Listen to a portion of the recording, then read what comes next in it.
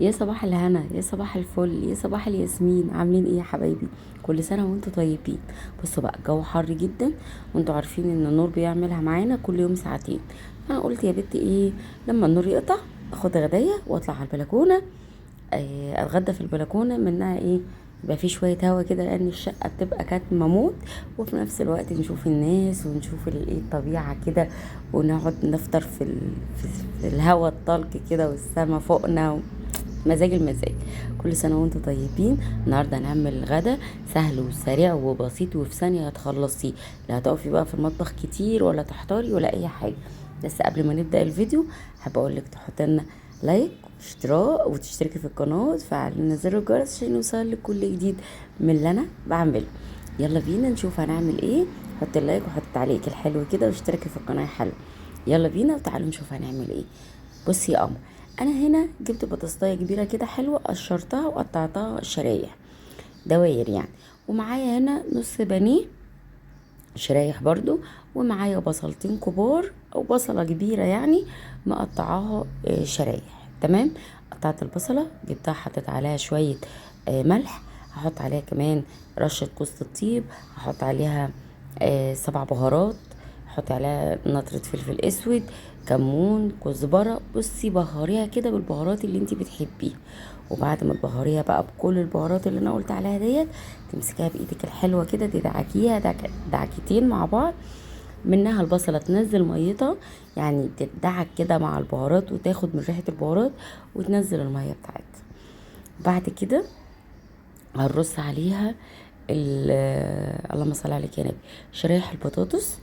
ونتبل بنفس البهارات اللي احنا عملنا بيها البصلة، هنتبل بيها البطاطس وهنتبل بيها الفراخ. تمام. بس انا بحب اتبل كل حاجة لوحدها يعني. كل حاجة هي كمية البهارات ما بتبقاش كتيرة خالص. انا بحط كمية بهارات بسيطة بس لكل حاجة بهاراتها. تمام. بعد ما دعكنا كده زي ما انتم شايفين البصله دعكه كويس جدا، طلع ريحتها كده وتاخد قولوا معايا اللهم صل عليك يا نبي، تاخد من البهارات كده. هنرص بقى زي ما انتم شايفين كده البطاطس. الاكله دي بسيطه جدا وسريعه جدا جدا جدا جدا. يعني مش هتاخد منك والله ربع ساعه 10 دقايق كده في المطبخ. ما بتاخدش حاجه، يا دوبك تقطعي الحاجه، تغسليها، تدعكيها كده بالبهارات، ترصيها، تحط ترميها في الفرن وشوية تلاقي نفسك خلاص استوت وبقت زي الفل. طيب هتعملي معاها ايه؟ انت ممكن تاكليها كده، لو مش عايزة بقى ايه يعني نشويات كتير، او عاملة دايت او عاملة حاجة، ممكن تاكليها كده على فكرة. انا مش هحط هنا يعني اي زيت او اي حاجة، غير بس معلقة سمنة هبقى اشوح بيها الفراخ. لان انا بصراحة انا كأنا يعني ما بحبش احط الفراخ او لحمة او ايا كان يعني، ما بحبش احطه على البطاطس او اي خضار كده. لازم اديله تشويحة صدمة يعني. بصي هنا بقى السر بقى في الجمال بصراحة، انك تحطي معلقة زعتر. معلقة زعتر كبيرة كده تتبلي بقى البطاطس. بتاكلي شوية بطاطس اللهم بارك، حاجة كده حلوة حلوة حلوة حلوة. يا رب احفظها نعمة، يا رب دمها نعمة واحفظها من الزوال يا رب. بصراحة بتبقى حلوة جدا. تعالوا بقى، انا ركنت البطاطس خلاص، تبلتها برضو هي والبصل وركنتهم ورصتهم. جبت هنا شوية شطة، زود بس على اللحم على الفراخ شوية شطة. وحطيت برضو كمون و7 بهارات وجوز الطيب ونفس البهارات زي ما قلت لكم اللي انا تبلت بيها البطاطس والبصل هتبل بيها الفراخ. تمام. زي ما انتم شايفين هنا، بس انا هنا زودت ايه للفراخ بقى، زودت قرفة. تمام. هتبلها كويس كده واحاول اخلي الفراخ تاخد من كل البهارات اللي في قلب اللي احنا حطيناه على الفراخ يعني. ماشي. انا مش هتبل هنا لا بزبادي ولا بلبن ولا باي حاجه. انت هتشوفوا احنا هنعمل ايه في الاخر. الاكله دي بقى ممكن تاكليها زي ما قلت لك كده لوحدها، ممكن تعمليه معاها رز حبايه وحبايه، رز بشعريه، رز ابيض معمر كمان ممكن تعمليه معاها. بصي اي حاجه بقى ممكن تاكليها جنبها. ممكن تعملي معاها شويه سلطه جنبها برضو. طعمها حلوة حلوة حلوة حلوة بصراحة يعني. تعالوا هنا بقى، انا جبت الطاسة زي ما انتم شايفين كده، حطيت عليها معلقة واحدة بس، معلقة واحدة بس سمنة. وحطيت هنا رشة مستكة، مستكة مطحونة. وحطيت كمان رشة ملح مع الزيت. تمام. وسخنت زيت ايه مع السمنة، دي سمنة بلدي. وسخنت الطاسة كويس جدا بالسمنة عشان الفراخ ما تلزقش.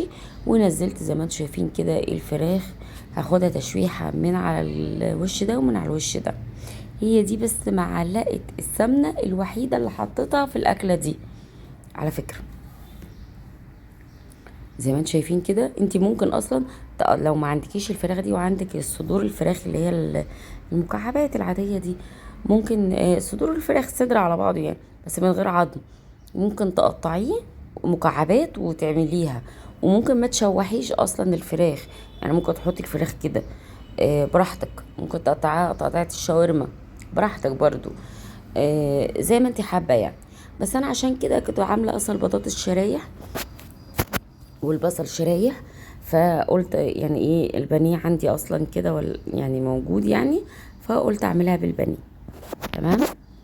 زي ما انتم شايفين كده، خدت كل قطعه تشويحه، يعني صدمه من على الجنب ده وصدمه من على الجنب ده. هو البانيه مبيبقاش فيه دم ولا اي حاجه، بس انا بحب الحركه دي، ببقى مرتاحه اكتر للاكله وانا باكلها بصراحه. ولما تسخني الطاسه كويس جدا تحطي معاها رشه الملح، وتحطي معاها رشه المستكه، ما بتلاقيش اي زفاره بقى لاي حاجه. وطبعا البانيه غسلينه بليمون، انا بحطش عليه خل، ليمون وملح وسكر وفص حبهان، فصين ورقه لورا، فصين بتاع اسمه ايه فلفل اسود حصى، ونص معلقه صغيره خميره. ولو ما عندكيش خميره ممكن تحطي طحينه، بيشيل اي زفاره من اي طيور بقى عموما يعني. تعالوا بقى هنا، انا خلاص كده حطيت رصيت البانيه على الصينيه على البطاطس. وجبت هنا بيضه، هنعمل لها تشريبه بقى زي تشريبه الجلاش كده بالظبط. تمام. حط هنا بيضه زي ما انتم شايفين، حط عليها شويه برضو بهارات. ما تستكتروش البهارات، يعني كل البهارات دي اللي انت بتحطها الطبيعيه، بس انا بدل ما بحط الكميه كلها مره واحده في تتبيله، لا بحطها ايه مع بعض، يعني بوزعها كده على الحاجات اللي انا هحطها. تمام.